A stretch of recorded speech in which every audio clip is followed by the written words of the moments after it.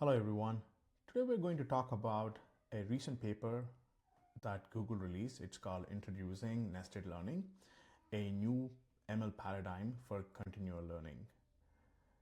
The problem with the current deep learning models is the new data that you add to fine-tune the existing model, or the model that actually went into training process can only learn the data during the training while you are trying to test the model, or when you're serving the model to your users. The model doesn't learn. It doesn't adapt to the user feedback, or it doesn't remember all of the conversations that you have due to limitations of the context window. Most of the models now has a knowledge cutoff. They only have knowledge up to a certain point in time, and they challenge that Google want to solve. So how they are trying to solve this problem? While acting, slower consolidation that protects long-term memories. Nested learning mirrors exactly what human brain does. So fast components handle immediate patterns, while slower components stabilize and abstract what's worth keeping. So just like human brain has multi-time scale learning, they want to apply a similar concept in language models. So nested learning frameworks mirrors this biological principle, and you could see the diagram that they have provided here, in which you see there is high frequency neurons and there are mid frequency and low frequency neurons, which are all updating based on different time scale. And you could see the same thing happens within our human brain across different layers. They call it a neuroplasticity. That's what all humans possess. That's the brain ability to recognize itself via mechanisms like forming new synapses, strengthening or weakening existing ones with multi-time scale update. And in here, the parameters in each level are updated with their own specific frequencies and does not rely on single centralized clock.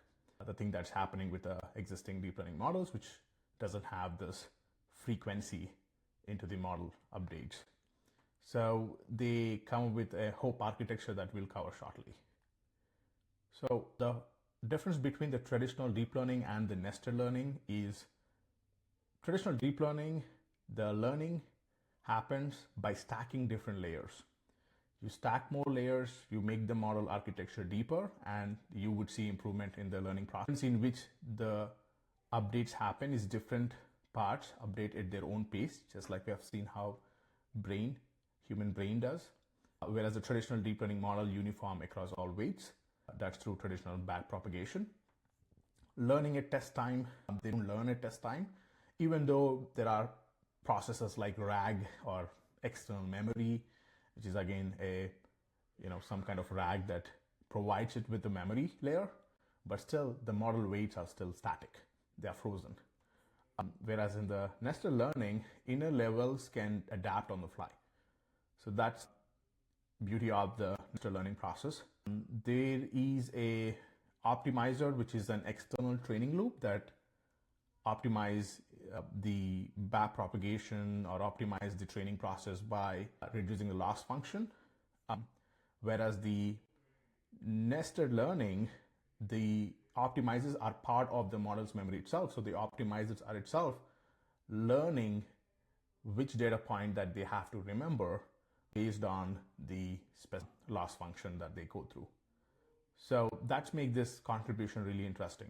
If you see they define they are not just a regular optimizer like Adam optimizer that we are used to. They call it deep optimizer. And after every mistake, normal optimizer move the weights a little bit towards the correct answer. Instead of a fixed rule, the deep optimizer itself is a tiny neural network. You can call it as a brain inside the brain.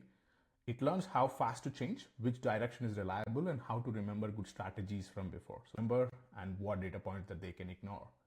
Thereby they know they can store maybe some important attributes like your name, your interests, whereas forget some data points which are not really relevant for them to remember long term, just like how we human brains do.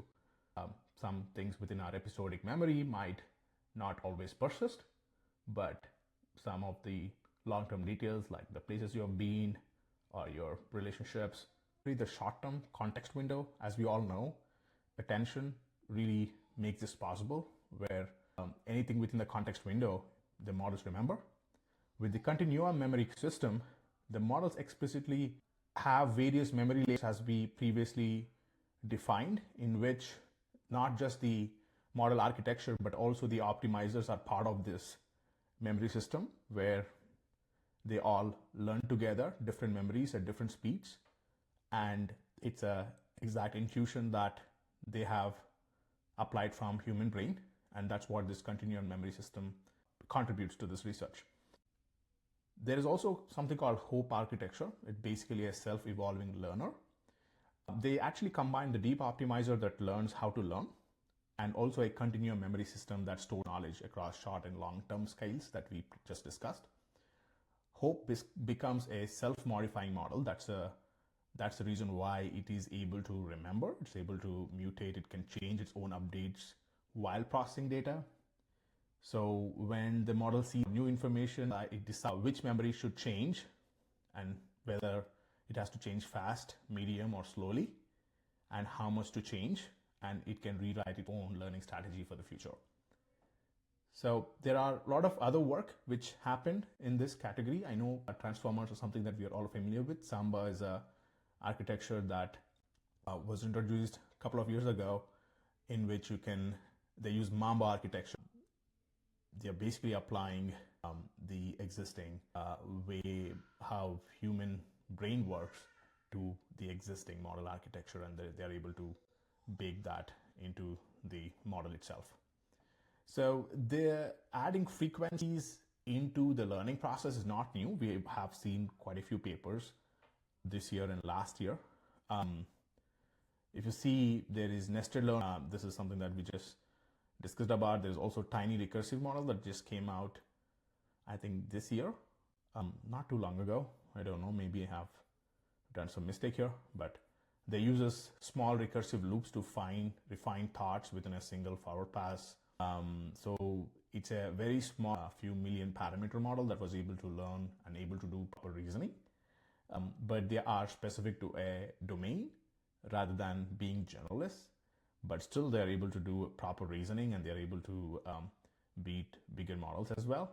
And HRM is the hierarchical recursive model. They also apply the same frequency frequency aspect to this, where they have two different layers, and there's a faster inner reasoning, there's a slower higher order planning, which does a lot of abstractions, just like how human hierarchical thinking is.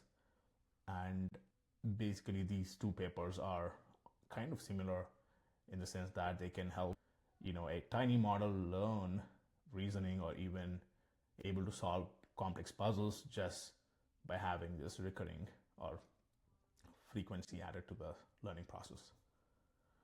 So the future direction is the learned frequency. So AI discovering its own optimal brain wave rhythms. That's one of the interesting aspects that we might able to see going forward. And if that's happened, then we can have models which can change their internal weights to remember, and also knows what to remember. So the long-term memory and short-term memory are all embedded within the model weights itself.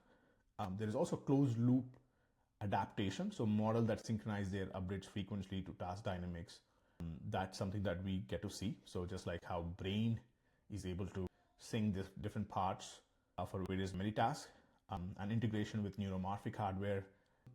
Neuromorphic hardware is basically an analog chips that's not binary, but they have different spikes that do run. So these are special kind of chips which are directly modeled around brain, and these neuromorphic hardware is able to model how human brain thinks or stores data just like that. So there might be some specific hardware or specialized hardware that runs computation at multiple oscillatory frequencies, and that could be a possibility.